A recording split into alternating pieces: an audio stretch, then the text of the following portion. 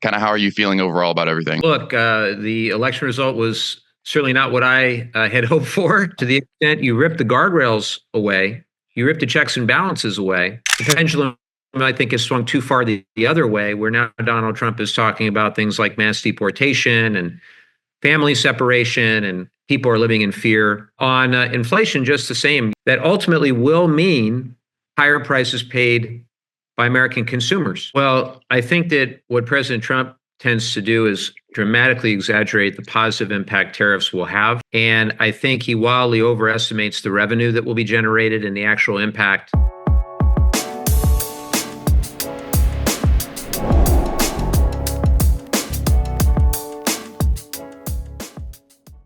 All right, episode 103, Stay Classy podcast. Congressman Mike Levin, thanks for coming on the show. How you doing? I'm doing great, Steve. How are you? I'm good. I'm good. So I wanted to ask you, first of all, so you came on our show, as we were just talking before we started recording, you just came on our show back in 2023, and that was in the aftermath of the 2022 midterms. And obviously with the election results being what they were, not ideal for Democrats in 24, I guess how's sort of the, first of all, how's like sort of your mood about kind of things like going ahead in terms of, with the new administration policies, kind of adapting to the way things are now post-election, like kind of how are you feeling overall about everything? Well, look, the election result was certainly not what I had hoped for. But what I've learned in my 6 years is that you've got to try to find common ground whenever you can. And I'm proud of the fact that I've been in Congress now for a little over 6 years. We've gotten 34 bills of mine signed into law. 16 of them were signed into law by Donald Trump, and 18 of them were signed into law by Joe Biden. So we have worked in the past with the Trump administration. Every one of those 34 bills I just mentioned is a bipartisan bill. And another thing I'm proud of is we've gotten over $1 billion in federal tax dollars back to our district for a whole variety of projects throughout our district. And I've worked with Republican mayors on their priorities, Republican city councils, Democratic mayors and city council members. So we know how to work across the aisle to find common ground. At the same time, we have to stand up to extremism whenever it occurs. And I try to do that. And I try to remember that this is an amazing country, greatest country on earth. But it is not to be taken for granted that we have our checks and balances and our guardrails in place. And to my Republican friends, you may love Donald Trump's policies, but you're not always going to love the president's policies if there's a different president. So to the extent you rip the guardrails away, you rip the checks and balances away, and there's nothing left but whatever the president wants to do, that's a very dangerous road to go down, Steve. And so I'm trying to stand up and talk to anybody I can about it.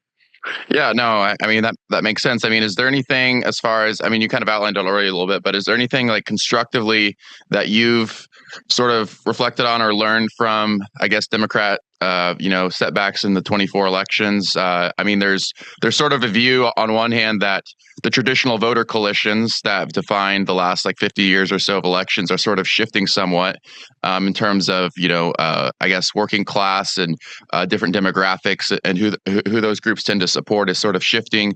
Or do you see this more as this was like a turnout issue and shouldn't be a problem in the future for future elections? Or what's your kind of like take on how the 24 elections went? Well, I guess I'd say a couple things. One is that it was a very unique set of circumstances with President Biden stepping aside when he did and not really giving an opportunity for an open primary process with Vice President Harris running a very accelerated campaign. I was one of the very first to call on President Biden to step aside after the debate. And the timing was such that the Democratic Party could not have a truly open primary process with a number of debates. And I think at the end of the day, that was a very unique and very unfortunate set of circumstances that did not help us out in the final analysis. The other thing I would suggest is I think President Trump correctly diagnosed a couple of things. I completely disagree with his prescription to fix these things, but immigration and inflation clearly on the minds of so many. And I can tell you that President Biden I worked with in 2023, right around the time we spoke last, Yeah, on standing up executive orders to try to close the loopholes in the fundamentally broken asylum system to secure the border. I was one of those Democrats standing up on that, and there weren't very many of us, to be very honest with you. But I think it was the right thing to do. Ultimately, the pendulum, I think, has swung too far the other way, where now Donald Trump is talking about things like mass deportation and family separation, and people are living in fear of ICE raids for those who are not criminals, not criminals. Big difference. I think there is broad consensus that we should be deporting criminals. But if you are here yeah, contributing positively to our society, positively to our economy, for example, 1 in every 5 service sector jobs in San Diego is an undocumented immigrant doing that work. sure. And if we want to keep grocery prices down, we want to keep housing construction prices down, we're just doing ourselves a massive disservice. On inflation, just the same. The president has had this torrent of executive actions, but basically nothing on inflation except to threaten tariffs on Canada and Mexico and then impose tariffs on China, additional tariffs on China, that ultimately will mean higher prices paid by American consumers. And so the one action on costs that President Trump has taken so far has raised costs. Yeah. And I want to touch on trade policy in a second, but as far as immigration is concerned, I mean, this issue clearly was pivotal in helping the GOP win back some seats in 24. So with concerned voters who felt as though the issue was sort of neglected in previous administrations. So, since 2013 with the Border Security and Immigration Modernization Act, there's not been a ton of like huge significant overhauls, it seems, to our immigration reform system since that bill was failed. So do you think that it's time for the Democratic Party to take a new look? Yeah, I mean, do you think it's time for the Democratic Party to take a fresh, more serious approach to, okay, it might be time to rethink our issue on our platform on this issue and just kind of introduce something new like that into Congress? Well, yeah, and to that end, Steve, I've been part of that group, the Democrats for Border Security, that have worked across the aisle to introduce the Dignity Act, which is a bipartisan bill. Maria Elvira Salazar, who's a Republican of Florida, and Veronica Escobar of Texas, and I think there's around 30 of us on the bill, split equally, 15 Republicans, 15 Democrats. And the idea here is that when you actually look at what we all agree on, we all want to see a secure border, at least most of us do. We want to treat people with humanity. Again, most of us agree on those fundamental principles. We, by and large, think that we need dreamers on a path to citizenship, people who came here as kids who are contributing positively. Most of us in Congress want to keep families together. We want improvements to the way we treat agricultural workers to put them on a path where they can stay and modernize the farm workforce. And we want to do all we can for legal pathways to be accelerated and for illegal pathways to be discouraged. So the Dignity Act tries to do that, but we've been roundly criticized by both the left and the right. And remember that last year we had the opportunity, the Senate was leading on a bipartisan border security deal that would have gone a long way towards improving the situation with regard to immigration judges. Obviously the details matter on all of this, but we worked out a deal, and Donald Trump didn't want that deal because, in my view, he did not want to give Joe Biden a win on immigration before the 2024 election. And what I have experienced, Steve, in the last 6 years is that there are far too many politicians on both sides of the aisle who want to win an election using the issue of immigration. The unfortunate reality is I know local politicians who really don't go to the border all that often, because I go all the time. They don't interact with the people who are actually doing the work nearly enough. They make conclusions and they demonize immigrants rather than actually try to come up with constructive solutions, which is what I have done and always will do. Enjoying this episode? Subscribe for more content on finding your own path to success. Every subscriber makes a huge difference to the pod, and we're grateful for everyone. And don't forget to throw us a classy like and comment too to let YouTube know that you're a fan of our stuff. Now back to your regularly scheduled podcasting. Yeah, no, I mean, I think you're right that most people agree in terms of just fundamentals like, secure border and that the process should be streamlined for those who are, seeking legitimate purposes here. Now, I mean, anybody who's, for instance, crossed from, Mexico into San Diego back and forth can tell you how much of a nightmare that is, or just that there's a lot of there's a lot of things, or if you know somebody who's an immigrant that's tried to get a visa and they've had trouble. So there's clearly a lot of dysfunction, and we all agree on that. It just seems like for decades now, this kind of this sense that there needs to be reform and doesn't happen just kind of drags on. And do you feel like the needle? Are you optimistic that the needle will change in the coming years, or what's your kind of like pessimistic, optimistic, I guess, like outlook both sides? I am a member of Congress who is a perennial optimist. It's not always easy to be a perennial optimist around here, but I just think about how many challenges we've overcome as a country. And I know we can overcome the challenges that we have today. I really believe that. And I think about my own grandparents who came. You would not know this unless you look me up on Wikipedia or something. But my mom is Mexican American, and her parents came from Mexico when they were very young. My grandpa was, I think, around 12 or 13 years old. My grandma was 4 or 5 years old. They didn't have any money or speak English or have any formal connections or anything like that. And they just worked their tails off. They did very well. And they contributed very positively to our economy and society. They started a small business. They didn't even graduate high school. They sent all 4 of their daughters, including my mom, to college. And now their youngest grandson is a member of the U.S. House of Representatives. So I look at all this through the lens, Steve, of could that happen today? Sure. And the answer is, I don't know. Yeah. But we have to make sure that we don't lose that American dream like my grandparents experienced, because we talk about make America great again. That's what made America great the first time around, was that you could come from different parts of the world with different backgrounds, experiences, not be discriminated against on the basis of your religion, not be discriminated against on the basis of your national origin, but work your tail off, contribute positively to our society, follow the laws, and then have a great life for future generations. Sure.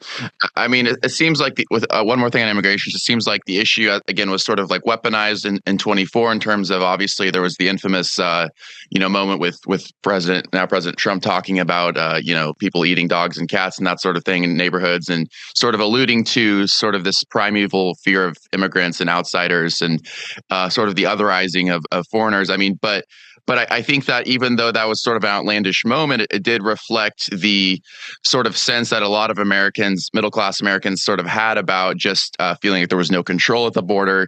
And so I think you would probably agree, correct me if I'm wrong, that like kind of getting back on top of that issue would be a priority heading into the 26 elections. Is that kind of like the sense you get? Well, it should be a priority always. Things were not under control. I'll just be blunt about it. I have plenty of criticism for the Biden administration on this. And what I saw, for example, early 23, just post-COVID, when everybody was coming back post-COVID, is that you would have scores of people coming across at any time that I was visiting. You would have, 1,000 people a day, 1,200 people a day coming in between ports of entry, seeking credible fear, claiming credible fear, seeking the asylum process. And what that meant, if it were easier to do that as opposed to trying to come in legally through the CBP One app, which really turned out to be a mess, that app was not working properly. And of course, the Trump people shut it down, which I don't think was the right thing to do. It's not an all or nothing proposition. They should fix the tools in the toolkit, not abandon them. But things were definitely not going well. And that's why the president put the executive order in place to cap the number of people, to make sure that the situation was more orderly, and the numbers declined precipitously, and the street releases in San Diego ended entirely. And so now the pendulum is swinging, I believe, too far in the other direction, where people are living in fear. I don't want people to be living in fear who are here, who are contributing positively, whose only thing that they have going against them is the status of their documentation. Because that's a civil offense, by the way, not a criminal one. Yeah. Right? Yeah. Now, if they've committed other crimes, that's another story. Sure. Well, that seems like a nuanced approach. And on that, like, no, in terms of, you talked earlier about the sort of the tariffs and the, the sense that, the Trump administration, obviously he campaigned on, everything's very expensive, inflation, sort of the boogeyman of inflation was a big deal. But now obviously, prices are expected to go up for a lot of goods because of the tariffs. Now, I want to ask you, like, with, the 25% tariffs on Mexico and Canada, looks like they've been suspended for a month. But as far as there's a 10% tax on Chinese goods that just came out. So it's like, clearly some prices are going to go up. But Trump's tariffs as a whole seem to reflect this view that I think shared by a lot of Americans, that our international trade agreements aren't really serving American interests optimally. And on the other hand, there's a lot of evidence that protectionist trade policies, ultimately fail over time. So what's your view on this? I mean, do you sort of acknowledge the sentiment behind it while disagreeing with the policy itself, or what's your view on this, on the trade policy stuff? Well, I think that what President Trump tends to do is dramatically exaggerate the positive impact tariffs will have. He has said, tariff is the greatest word in the dictionary, that kind of thing. And I think he wildly overestimates the revenue that will be generated and the actual impact that would be felt by the average consumer. So as an example, in, I believe the most recent year I saw was 2019, all the tariffs that we collected, and this was when President Trump was in office, it was something like 80 billion. And right now our deficit and our debt's 36.1 trillion. Our deficit every year, 1.6, I think it was last year, trillion. And, we need to figure out how to get back to a balanced budget. The last president to do that was Bill Clinton. The last president to dramatically reduce the deficit was Barack Obama. So I think first we got to put that notion that tariffs are going to fix our economic challenges, our long-term deficit and debt. We need to throw that right out the window because it just ain't true. And so that's number one. Number two is, who bears the cost? And this has been discussed ad nauseum, but it's really important for people to get this. So all that's going to happen if you do those 25% tariffs on Canada and Mexico. By the way, Canada and Mexico made concessions, in Trump's view, to America to take those tariffs off the table, but they'd already announced all the stuff that they wound up doing. The troops that they sent to the border, all the rest of it, the money they were going to spend against fentanyl and all the rest. I think it was just Trump wanting to pick a fight that he knew he could win. That's all that was. Sure. Being able to score some points early on. But in terms of the actual impact, stock market went down 600 points that morning. Yeah. And we got very little we weren't going to get anyway. Let's say he moves forward on the tariffs, 25%. All that's going to happen is you have retaliatory tariffs from those countries back on us. That means our farmers are going to be jammed. That means our exporters are going to be jammed. And it also means consumers are going to pay that price, because all that's going to happen is those companies are going to turn right around and increase those prices for our consumers. And so as long as people get that, there are some Democrats that support higher tariffs as well. They are a tool in the toolkit, and they can be used for good purposes, but they're not the panacea that Trump makes them out to be. Yeah, no, I mean, I would agree with that, but I think, like, in terms of like moving forward, I certainly hope that Americans aren't in for a long haul in terms of an elongated trade war, because that could certainly take a serious toll on consumers over time. But yes. As far as there's one more thing. Can I say one thing? Yeah, America's strength comes because we are a reliable partner. And for example, everything that's happening with USAID, people may not support the amount of foreign aid that we provide, but I would recommend everybody just thinks about it in the big picture of what China will do to fill the gap. So if America does not help with famine and hunger and disease around the world, China will. We will lose our competitiveness. Our strategic competition with China is very important. And we have to be perceived as that stable, strong ally to those countries around the world who need a stable, strong ally. If we lose that, I think we're going to lose not only, they call it soft power, we're just going to lose our power, period. Power, yeah. And that's not what we want to see. No. So I guess like on one thing is in terms of, recently you actually announced a bill for a bipartisan bill to reduce the amount of, spent nuclear fuel. And I think that yes. the reason I bring that up is because, obviously that relates to me like a broader topic, which has been sort of the climate change agenda that you have, reform agenda that you've sort of campaigned on since you originally took office a few years ago. And I guess obviously we're in an administration now where that seems it'll be deprioritized in all likelihood, just in terms of, climate change reform and, getting our carbon emissions under control. But it seems like you're still somewhat optimistic. And with this bill, although it's, with the issue of nuclear fuel, it seems like you're still pushing for these solutions. So like, what's your outlook on that particular issue? Well, the new Energy Secretary, Chris Wright, is a proponent of things like nuclear fusion, small modular reactors, nuclear energy generally, along with geothermal, hydropower.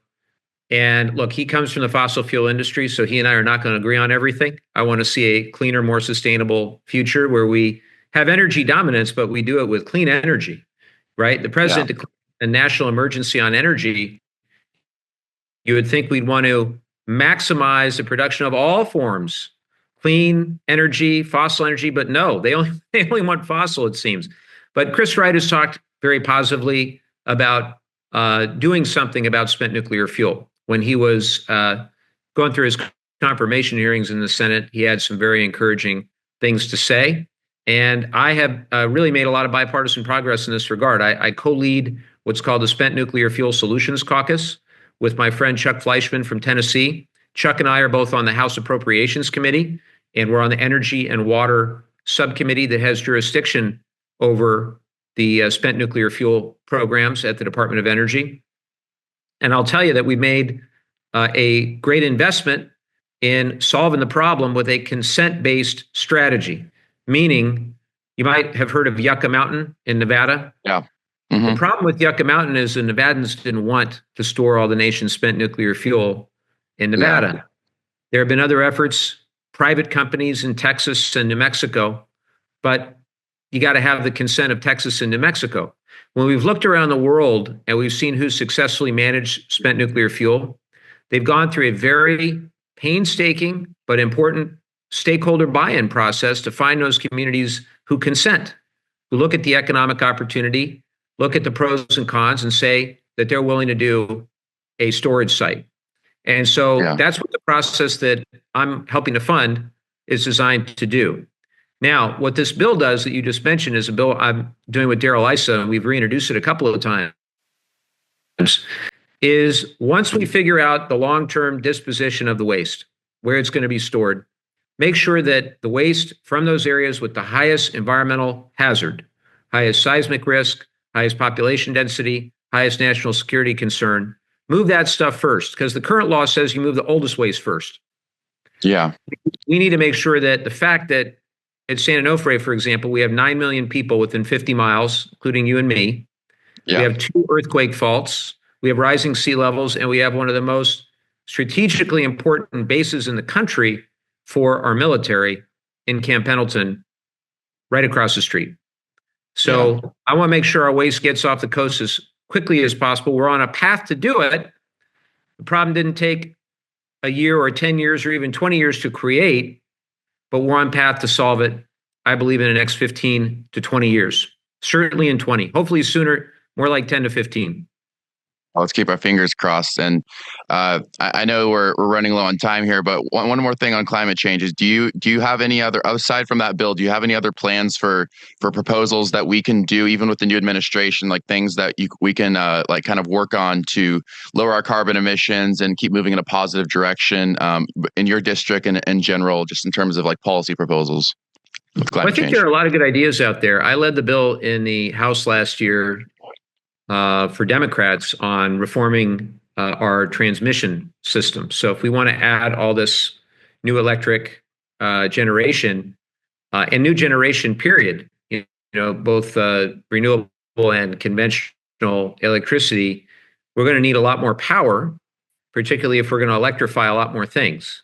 And so modernizing the grid is something that's very important to me. So I helped lead the bill on that last Congress. We fell short at the end when Joe Manchin and Senator Barrasso couldn't come to an agreement in the Senate at the very end. That was too bad. Yeah. We're going to keep going on that. And then I've got great colleagues like Scott Peters, who is leading on things like methane.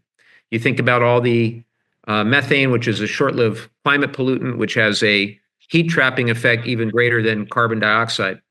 And I think there's bipartisan consensus around some of those ideas. And in our district, in North County, we have 6 lagoons. And there are estuaries and lagoons all across the country that are in bad shape. Ours are in better shape than most of the country, but I want to see some bipartisan work done there. And then lastly, on water, there's a whole bunch we can do on water recycling and innovation. We were able to get in the infrastructure law $1 billion for water recycling. We're already seeing that money come to North County and our district, but that should be bipartisan as well because everybody needs innovation as it pertains to our water supply. Did you subscribe yet? If you like our content, it's the easiest way to support the pod. Hit the subscribe button on the bottom right and keep it classy. Yeah, no, I mean, I think that people who live in your district will be glad to hear that because I think that's definitely been on the minds recently. I know just doing some reporting. So last thing as I let you go, and thanks again for your time, Congressman. But I'm just wondering, in terms of moving forward constructively, again, back to where we started, like for 2026 elections and beyond, I mean, I get the sense, like, for instance, this morning I saw some news about Trump signing an executive order to ban I think it was paper straws. And the reason I bring that up is because it seems like there's a lot of issues like that where, he seems to have this like grasp on, issues that are very popularized and very sort of, energize as voters to a certain extent. It seems as though Democrats in 24 were sort of on the back burner with a lot of these things, like just some of these like social issues that are more galvanizing in terms of like the more constructive policy proposals that you've been talking about, that you've been introducing. But is there anything that we can do, or I guess that Democrats can do in 26 to sort of win back and re-energize voters in that kind of way, but obviously do it your way? Well, first I'd say, you don't have to swing at every pitch, to use a baseball analogy. So Trump's throwing out a bunch of stuff all day, every day. And, I'm focused on those things that are really important and that are really, frankly, irreversible. But if it's, something that's being done to get the headline that day or to get the attention that day, I take a lot of what they are saying, a lot of what Trump is posting or tweeting with a heaping of salt. And, it's sort of watch what they do, not necessarily what Trump says. And that was my experience from, the first couple of years of my service in Congress when Trump was saying all kinds of crazy stuff. But, in terms of what we got done, we were able to get a lot of good stuff done for our veterans and for our community with all the investments in infrastructure that eventually came later. But the basic blocking and tackling is really important to me. And so I'm going to stay focused on our community. I'm committed to making sure that we do all we can to invest in the areas of our community that have been underinvested in. And I'm going to stand up. I'll tell you, as a legislator, I'm going to stand up for our power of the purse as well. Only the Congress of the United States, Article 1. There's a reason, by the way, it's Article 1. The executive's Article 2. The founders put the legislative branch first because we're the closest to the people. We're directly elected every 2 years in the House of Representatives, and we have the only authority to authorize programs and to appropriate funds. So for Doge and Elon to wholesale destroy programs or cut people, we can all talk about efficiency and the need for efficiency, the need to eliminate waste, fraud, and abuse. But this isn't a way you do that.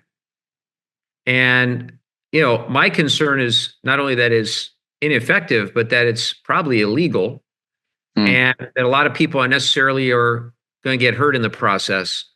And at the end of the day,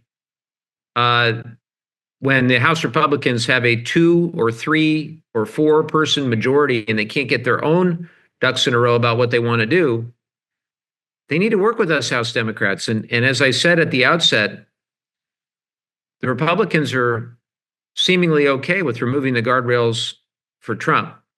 But if those guardrails are removed, are they going to be okay when Trump is the president anymore? Yeah. And I would just ask them to consider the Constitution as they move forward. Yeah, and that's you're right about the precedent they're setting is potentially troublesome. But yeah, and I'll let you go. But thank you so much, Congressman, for coming on today. You know, I've enjoyed being able to have the privilege to interview you over the years, and certainly going forward. I know it's been a difficult time for your party, but it seems like you definitely have some good priorities lined up here, and we really appreciate you coming on. So thank you so much. We're going to keep fighting, Steve, and I appreciate what you do, and hope to see you in San Diego soon. Absolutely. Yeah, let me know. All right. Thank you, Congressman Levin. Episode 103, Stay Classy. That's a wrap, guys. This has been another recorded episode of Stay Classy Podcast with your host, Steve Wire. Thanks so much for tuning in, and as always, you can find all of our content at our website at stayclassypod.com. And thanks to our production sponsor and partner, MaxLux Media. You can find them at maxluxmedia.com. Don't forget to like and subscribe to our channel on YouTube. Every subscription helps and goes a long way towards ensuring that we can continue to produce content for viewers like yourself. Thanks so much. Stay classy.